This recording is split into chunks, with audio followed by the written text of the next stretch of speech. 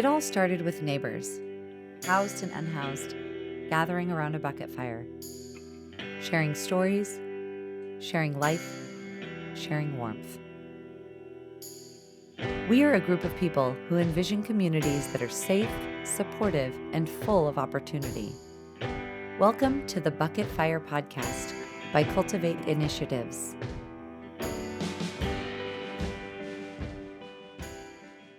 Greetings, friends, neighbors. Welcome to the Bucket Fire Podcast. Today we have Gary Williams. Welcome, Gary. Thank you, Caleb.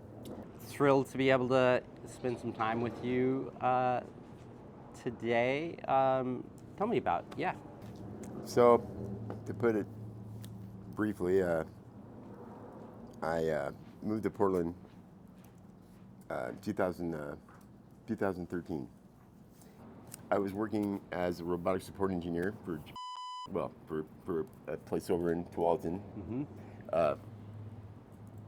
And I thought I was being successful in life.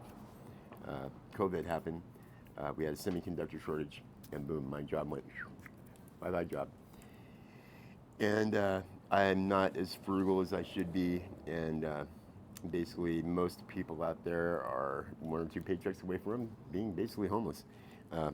So I became homeless in a short matter of time. And during that time, I also was assaulted in Walmart parking lot, and it broke my vertebrae. And I didn't think, honestly, Caleb, I didn't think I was going to walk again at that point. Went to OHSU, and they said there's 70% chance the surgery would be successful, and so that really had a big impact on all of this. What gave me hope at that point was these ladies from Trillium.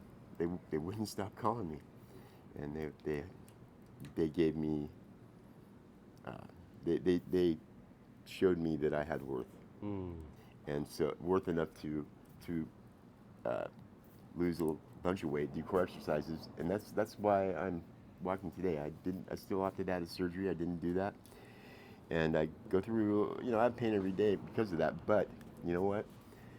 I'm walking.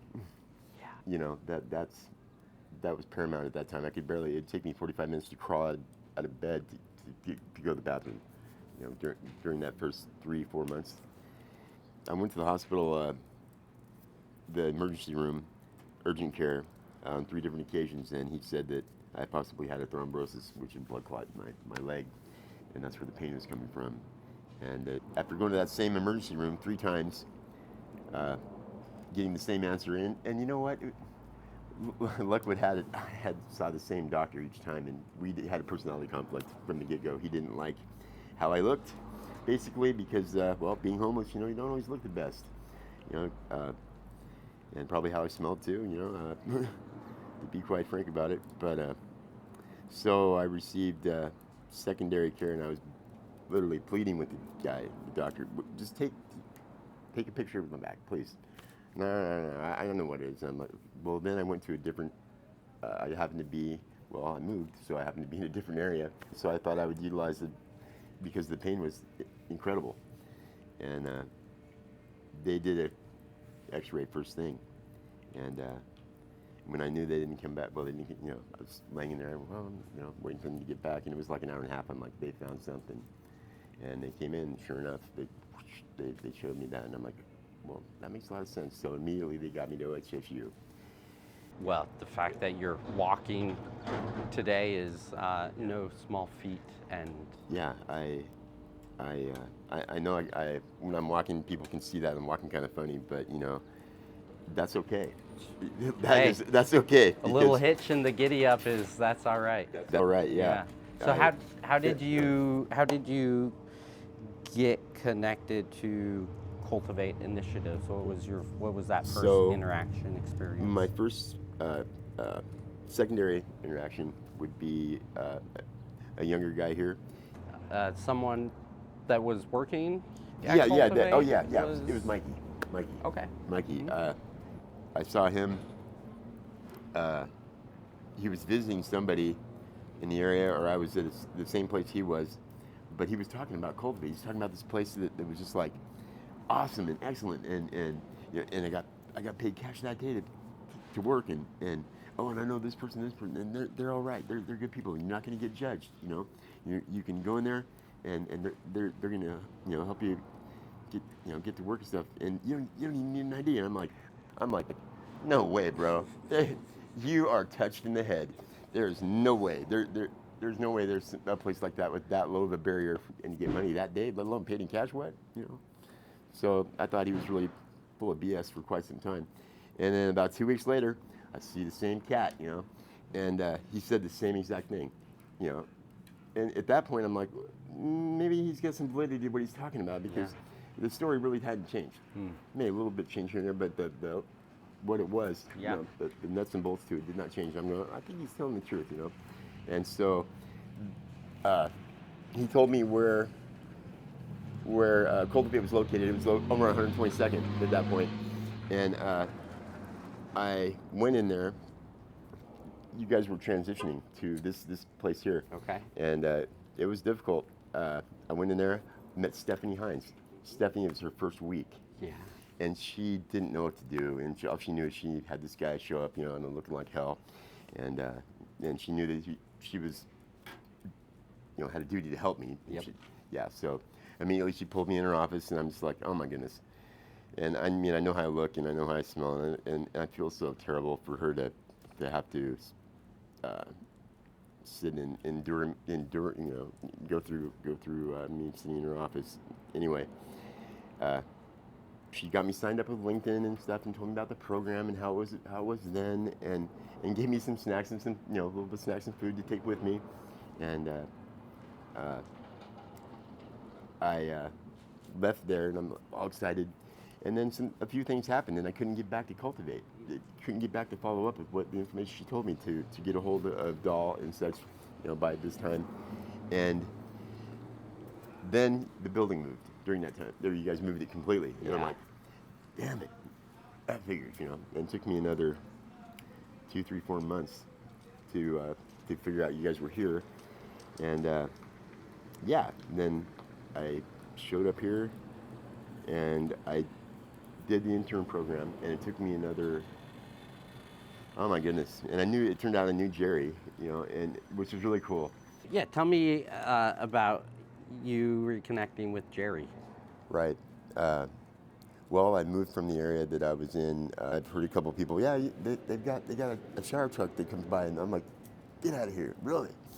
And they've got a laundry truck too, or you can do laundry on the, you know. And I'm like, no way. And sure enough, Monday morning at Pilgrim Church, I go walking, there's Jerry, and yeah, it was so cool. Were you surprised to see Jerry? Yeah. Oh yeah. And were you like, wait, what are you? Right. It was, yeah. I was very surprised. He was just as surprised. And well, anyway, so I began to utilize the services that Cultivate provided, you know, through Jerry at the Pilgrim location, which is by 92nd and Holgate, essentially. And that's where I was camping out on the trail up and down there. And when I discovered the trail, it was like, oh boy, there's many different places here, but they really, the city doesn't like homeless people, period. I mean, there's no, even though that they'll have you vote for them all day long to put them in office. Oh, you bet. But yeah. Anyway, so I would go to Jerry's truck religiously every week, because it was the only time I felt good, the only time I felt normal. You know, I could go into a store without being looked at funny. You know. The power of a shower, right? The power of the shower. Yeah. Yep. So you are getting, taking a shower. Yeah, I'm getting showers in and feeling good, you know, starting to feel good about myself a little bit.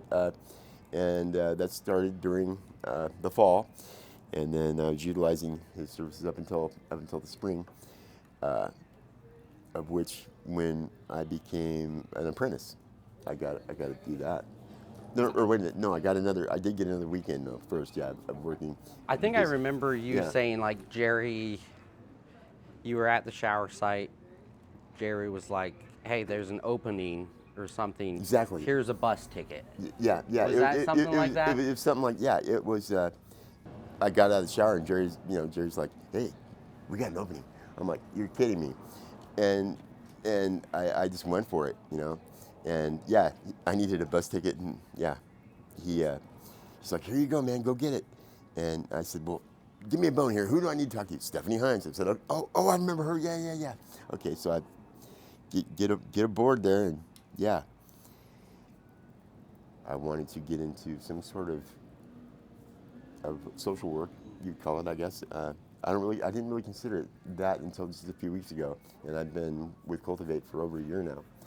And yeah. You recently finished up your My apprenticeship, which yes. is a year-long time-bound Yeah, role. yeah. The apprenticeship program is a time-bound 1 year, and during that time, they give you lots of opportunities to build your resume, make contacts, network with people. Yeah. What? So you applied for a job? I did apply for a job. Cultivate? Yeah, I got the opportunity to apply for a job here, the health and wellness specialist, and I landed it. Yeah. And So what is this? Your oh my gosh. second week, third week? It's my third week. Yeah. Third week. Okay. No, second week. Second week. Yeah. Yep. And oh, I love it. And what is that? Yeah. What's a health and wellness specialist? What? That's a good question. That is a very good question.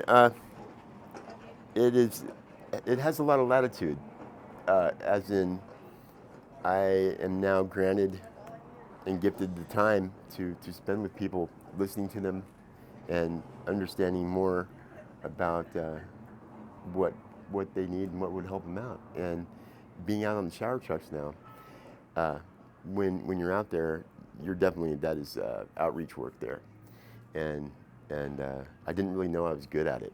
I mean, I knew I was good at doing A, B, and C and keeping this, that, doing task-oriented things, but I never knew I was good with people. I still have that lens on my eyes that was placed there a long time ago.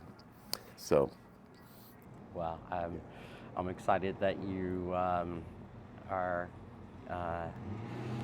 at the role that you're in, and Thank you. I think seeing the continued transformation and work that you've done is no small thing, because it's not been all straight up and to the right, and No.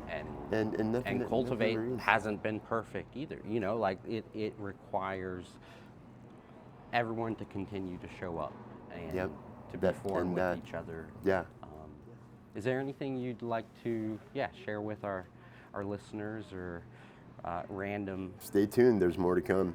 Most definitely. The one thing I'd like to share with anybody out there really is don't be so fast to judge people.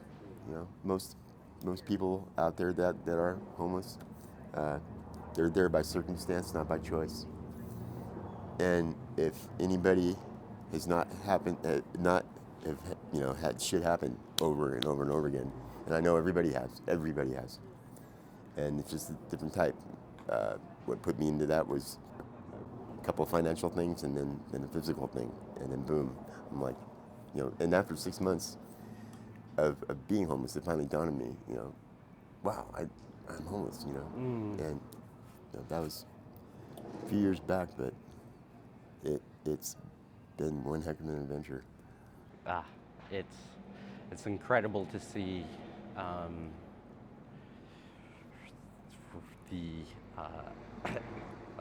to receive services, and then for you to flip that around and be the one that are providing those services. Right.